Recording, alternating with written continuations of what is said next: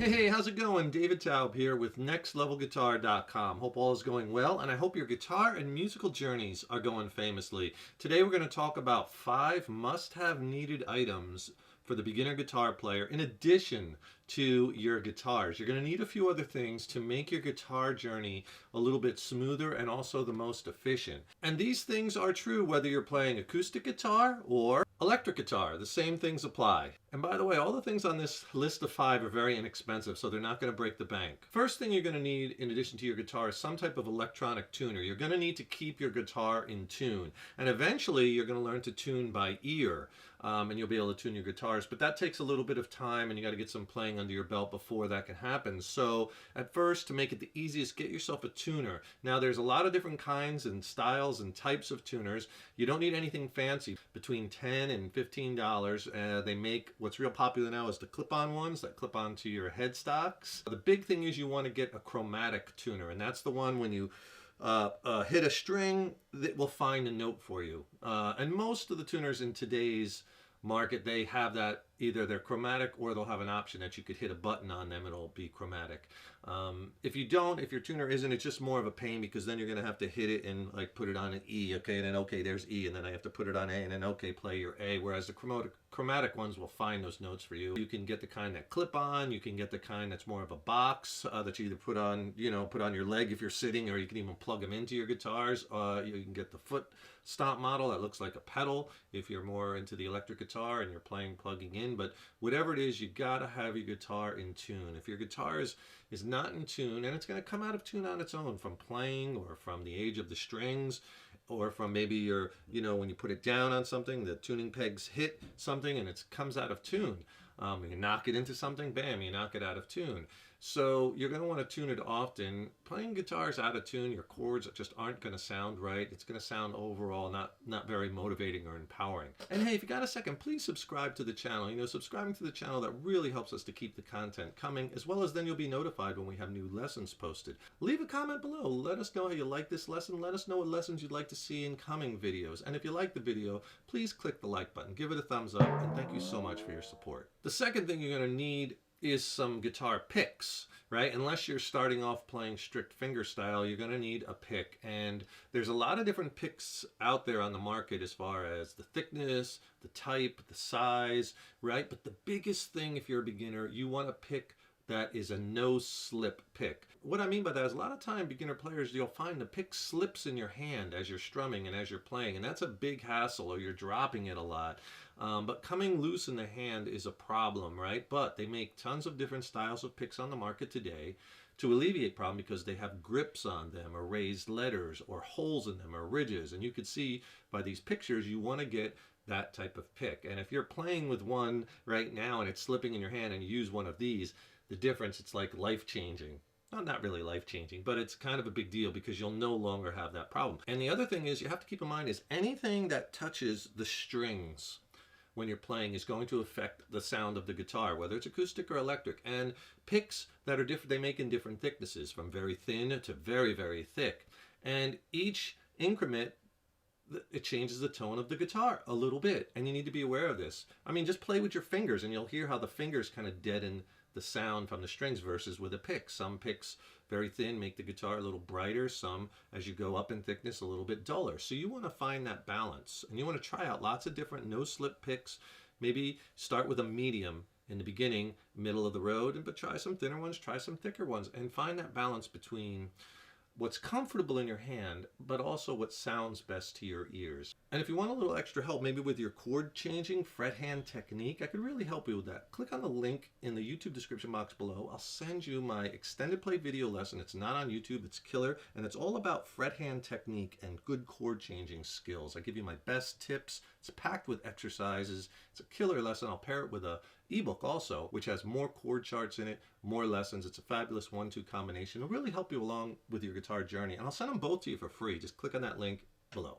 The third thing that I recommend that I think is really important is a means for you to keep your guitar out, right? You don't want to pack it up after every time you play it and stick it in the closet or put it under your bed, back in the case. It's the worst thing you could do. It needs to be out and accessible in the room you're in the most. So get yourself a guitar stand. Again, it doesn't have to be anything fancy. You can get, a stand for, $10 to $20.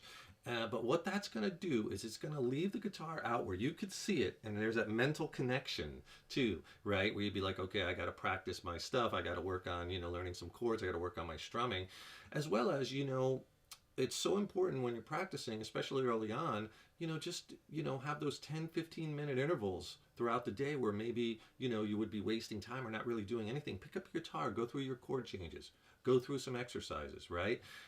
Those 10 to 15-minute sessions really add up, especially early on, because you're not going to be able to play for an hour or 2 hours straight because you may not have the time, number one, but that will really be hard on the fingers. And the next day you'll wake up with your fingertips so sore you won't be able to play for a couple days. The other thing you could do is get a wall hanger for your guitar and hang it up on the wall, right? I think guitars are works of art. They're beautiful and they look beautiful in the home when they're hanging on the wall. And just make sure if you do that, when you get your hanger, either screw into the studs on the wall or use anchors, right? Secure it properly because you don't want the guitar falling off. Guitars look beautiful when they're hung up, and this way you could just go over and grab it, much like if it was on a stand or if it's on a wall hanger. You can grab it, 5 minutes. You have 5 minutes before your friends are coming over, you can get some, get some work done. The fourth thing I think is important for you to have is 2 extra sets of strings.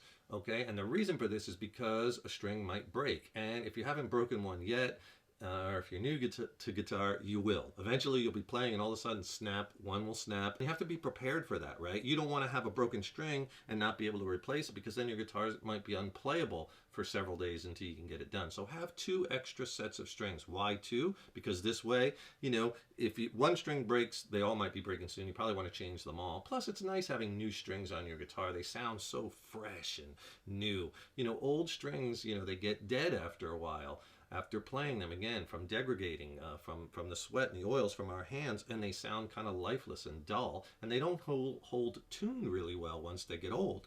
So you're going to want to change them regularly. And it's nice to have 2 extra sets. This way you have backup. And if you don't know, strings come in different thicknesses or string gauge. On acoustic guitar, they're usually known as light strings, medium, and heavy. On electric guitar, the most common string gauges are 9s, 0.09, 10s.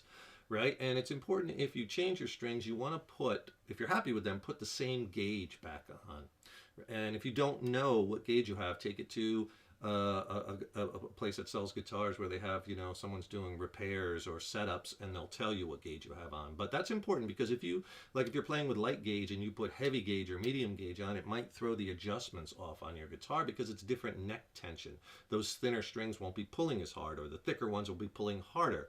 So you might need the neck adjusted or the action adjusted on the guitar when you jump gauges. So know what string gauge you have and then replace with the same. And then if you want to change the gauge and try something different and hear how it sounds, know that you're probably going to have to get your guitar reset up for those string gauges. And then the last thing you want to have is a notebook. And this is important because you need a way to keep your progress, and you need a way to organize your guitar journey.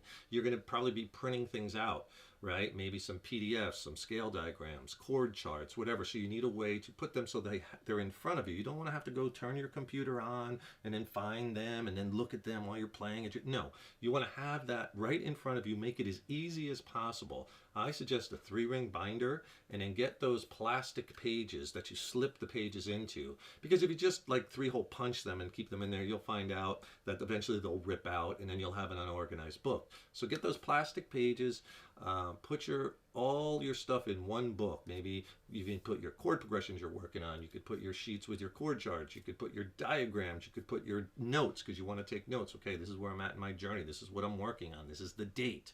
And you keep this journal, and this really helps you stay organized and to keep you focused with structure, because that's what you need as a beginner player. You need structure so you could stay laser focused and organized.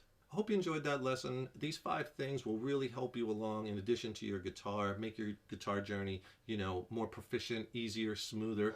Don't forget, subscribe to the channel. That really helps us to keep the content coming, as well as then you'll be notified when we have new lessons up. And don't forget, also click on that link in the YouTube description box below. Get my video lesson and ebook on essential chord changing and chord techniques, chord frethand techniques, right? Killer video lesson, extended play, and an ebook for free. Just click on the link below. And if you want to check out some of my original music, I recently dropped a new record with my original band Mind Cell. We're based out of San Diego, California. I think it's a slammin' record, some of the best music I've ever written in my opinion.